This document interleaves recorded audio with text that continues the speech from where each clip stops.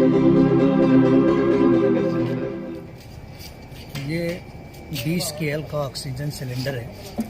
5 अप्रैल सोमवार के दिन महाराष्ट्र के हेल्थ मिनिस्टर राजेश टोपे साहब धुलिया के दौरे पर आए थे, तो मेरी उनसे बातचीत हुई थी।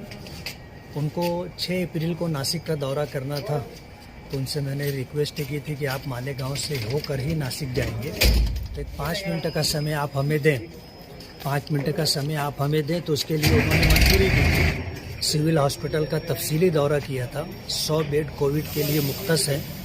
हर बेड पर जा कर के उन्होंने मरीज़ों से पूरी डिटेल से ली थी, और उसके बाद फिर उन्होंने ये पूछा था कि आपके लिए मैं क्या कर सकता हूँ, आपकी क्या डिमांड है। तो मेडिकल सुपरिटेंडेंट डॉक्टर डांगी साहब और महाले साहब से मैंने मशवरा किया, तो उन्होंने कहा था कि आप जो है गैस यानी ऑक्सीजन का एक बड़ा सिलेंडर हमें चाहिए, टैंक। तो उस वक्त मैंने डिमांड की थी, तो 20 KL की जो है टैंक की उन्होंने मंजूरी दी थी। और उसी वक्त उन्होंने जो है टैंक जहां बनता है कंपनी के ज़िम्मेदारों से बातचीत करके ये कहा था कि 8 से 15 दिन के अंदर आपके यहाँ टैंक आ जाएगा।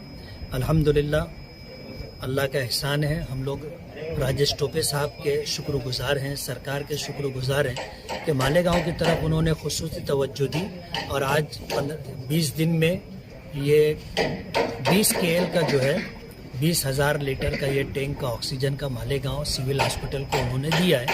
आज उसकी डिलीवरी हो गई है। अब उसकी तनसीब के अंदर जो समय लगेगा वो उतना हो जाने के बाद ये कारामद हो जाएगा।